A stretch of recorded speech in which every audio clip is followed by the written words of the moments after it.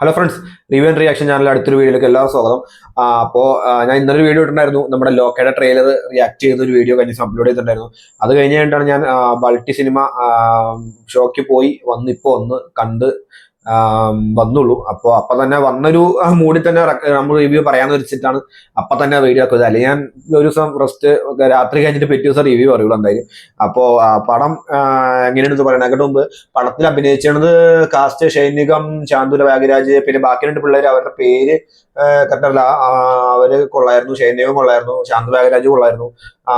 പിന്നെ കെ സെലവരാഘവൻ പുള്ളി ഡയറക്ടറാണ് തമിഴില്. അപ്പൊ പുള്ളിനെ എല്ലാവർക്കും അറിയായിരിക്കും. പുള്ളി അടിപൊളിയായിരുന്നു. അൽഫോൻസ് പുത്രൻ കുഴപ്പമില്ല, പുള്ളി നല്ല രസമുണ്ട്. ഇവിടെ കോമഡി ചില ഡയലോഗൊക്കെ ആൾക്കാർക്ക് കയ്യടിക്കണ്ടായിരുന്നു നന്നായിട്ട്. പ്രീതി അസ്ത്രാണി നായക പൂർണ്ണമിത്രത്തെ അടിപൊളിയായിരുന്നു പടം. അപ്പോ അവരൊക്കെയാണ് കാസ്റ്റ്. പിന്നെ പടത്തില് ഡയറക്ടറിന്റെ പേര് ഉണ്ണി ശിവലിംഗം. പുള്ളിയുടെ വേറെ പടം എനിക്കറിയില്ല അതൊന്നും. കൊള്ളാം. പിന്നെ റൈറ്റർ ടി രാമകൃഷ്ണൻ. ഉണ്ണി ഡയറക്ടർ തന്നെയാണ് എന്റെ കഥയും ഇത് ചെയ്യണത്. പിന്നെ അതിൽ എടുത്തു പറയേണ്ട സംഭവം സൗണ്ട്, ബീജമും സൗണ്ട് എഫക്റ്റും നല്ല രസമുണ്ടായിരുന്നു. അത് ആരാ ചെയ്തത്? അത് കുറെ പേര് ഇത് കാണിച്ചിട്ടുണ്ട്. ഞാൻ അതിന്റെ ഇതെടുത്ത് നോക്കിയിട്ട്. പിന്നെ സ്റ്റണ്ട് അടിപൊളിയായിരുന്നു കേട്ടോ. നല്ല രസമുണ്ട് സ്റ്റണ്ട്. കാരണം നല്ല രസമുണ്ട് ഫൈറ്റുള്ള കാര്യങ്ങളൊക്കെ കാണാൻ. പിന്നെ കബഡി നടക്കുന്ന സീനൊക്കെ നല്ല രസമുണ്ടായിരുന്നു.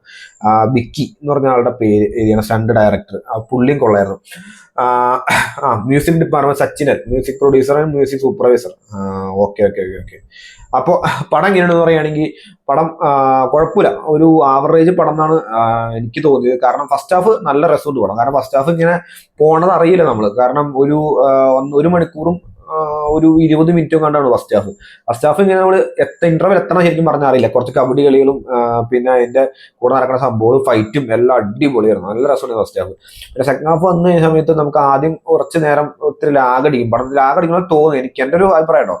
അപ്പോൾ ലാഗടിക്കണമെന്ന് തോന്നി എനിക്ക്. ഒരു 10-20 മിനിറ്റ് കഴിഞ്ഞപ്പോൾ ലാഗടിക്കണമെന്ന് തോന്നി. പിന്നെ പടം കുഴപ്പമില്ലാണ്ടിങ്ങനെ വന്നു. ക്ലൈമാക്സ് ഒക്കെ നല്ല രസമുണ്ട് ഫൈറ്റും ഇതൊക്കെ നല്ല രസമുണ്ടായിരുന്നു.